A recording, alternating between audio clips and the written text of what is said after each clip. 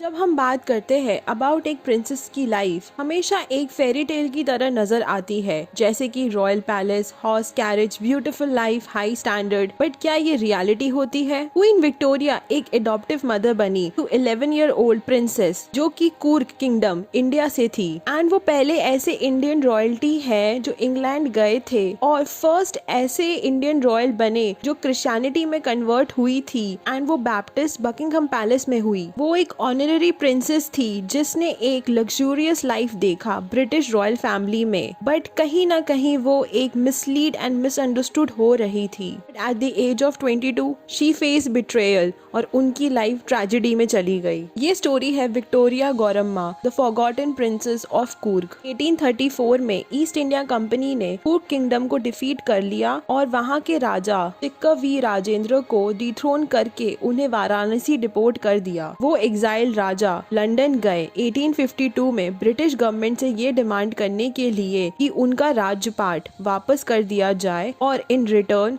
Queen उनकी बेटी गौरम्मा को अडॉप्ट कर ले ताकि उनका आने वाला फ्यूचर सिक्योर हो जाए। क्वीन विक्टोरिया इस बात से एग्री हो गई और 11 ईयर ओल्ड गौरम्मा की एक एडॉप्टिव माँ बन गई, जिसे गॉड मदर भी बोला जाता है और क्वीन ने अपना नाम भी दिया। ऑन 5th of July 1852 को वो बैप्टाइज्ड हुई as a Victoria by archbishop Canterbury at Buckingham. Princess की देखभाल के लिए इंडियन कपल को हायर किया जिन्होंने उन्हें पढ़ना लिखना सिखाया and groomed her with the western thoughts and ideas. And वो regularly spot करी जाती थी रॉयल बॉल्स में ड्रिंकिंग एंड डांसिंग, एंड इस वजह से सारी press started talking about her life. But what about the other royals? Gowramma अकेली नहीं थी। क्वीन विक्टोरिया ने काफी यंग रॉयल्स को अडॉप्ट किया from all around her empire, जिससे वो ये प्रोजेक्ट कर पाए कि how kind and friendly her family is. और उन्हीं में Duleep Singh and Sarah Bonetta Forbes are the royal of colour at the palace. Maharaja Duleep Singh is the last Sikh empire जो कि डिफीट हुए थे, कन्वर्ट हुए क्रिश्चियनिटी में एंड एग्जाइल में गए थे to London. At age of 15 1854 में क्वीन विक्टोरिया ने उन्हें अडॉप्ट किया और उनका निक नेम रखा ब्लैक पैंथर और पर्चर। क्वीन विक्टोरिया एंड बाकी के रॉयल सब चाहते थे कि दिलीप सिंह और गौरम्मा की शादी हो जाए, क्योंकि उनका बिलीव ये था कि अगर 2 रॉयल्स कन्वर्ट हुए क्रिश्चियनिटी में और उनकी शादी हुई तो उनके बच्चे क्रिश्चियंस होंगे बाय बर्थ और इससे एग्जाम्पल सेट होगा और लोगों के लिए इंकरेज होगा to convert. But 19 year old Gowramma fell for 50 year old colonel John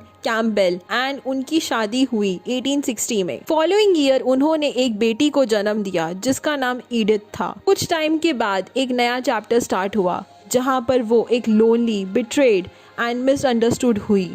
वो एक रॉयल्टी थी। क्वीन विक्टोरिया उनकी माँ थी बट उन्हें स्टिल रेडिकलाइज्ड ट्रीट करा जाता था। सिर्फ यहाँ तक बात नहीं थी, गौरम्मा को सारी फैसिलिटीज मिली थी to be treated as queen's daughter, but उन्हें बैन करा था not to meet to her father and family because उनसे अब ये एक्सपेक्टेशन रखी जाती थी that she is an angelic princess, और उन्हें एक फॉस्टर फैमिली से दूसरे फॉस्टर फैमिली में शिफ्ट करते रहते थे and struggled with the cost and demand of raising a royal ward and she made various attempt to run away. Gowramma desperately चाहती थी प्यार, एक फैमिली एंड घर where she called her own. उन्हें एक लाइफ चाहिए थी जहाँ पर प्राइवेसी हो, इंडिपेंडेंस हो, but she ended up as a lost teenager. Her husband was a gambler and neglected her, जहाँ पर वो फंस चुकी थी एक loveless marriage में। ये ऑनररी प्रिंसेस विक्टोरिया गौरम्मा की डेथ हुई 30 मार्च 1864 में because of tuberculosis, just a month